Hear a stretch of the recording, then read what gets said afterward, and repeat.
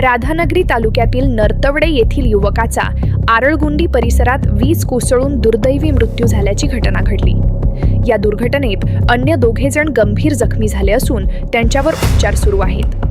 मिळालेल्या माहितीनुसार नरतवडे येथील अजित दत्तात्रय चौगले हे आपल्या मित्रांसोबत आरळगुंडी परिसरात पार्टीसाठी गेले होते। यावेळी ते जेवण बनविण्याच्या तयारीत असताना अचानक वातावरणात बदल झाला आणि जोरदार कडकडाटासह वीज कोसळली। वीज थेट त्यांच्याजवळ कोसळल्याने अजित चौगले यांचा जागीच मृत्यू झाला। या दुर्घटनेत त्यांच्यासोबत असलेले अन्य 2 जण गंभीर जखमी झाले। स्थानिकांच्या मदतीने त्यांना तातडीने रुग्णालयात दाखल करण्यात आले असून त्यांच्यावर उपचार सुरू आहेत। घटनेची माहिती मिळताच परिसरात हळहळ व्यक्त करण्यात आली। अजित चौगले यांच्या अकाली निधनामुळे नरतवडे गावावर शोककळा पसरली असून चौगले कुटुंबावर दुःखाचा डोंगर कोसळला आहे।